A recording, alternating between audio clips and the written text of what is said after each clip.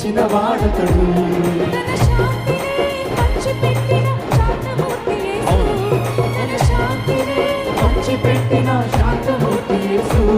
తన సర్వాన్ని ధారపోసిన త్యాగశీలి యేసు. తన సర్వాన్ని ధారపోసిన త్యాగశీలి చేతులు పైకి చప్పట్లు కొడుతూ ఆశ్చర్యకరుడు, ఆలోచన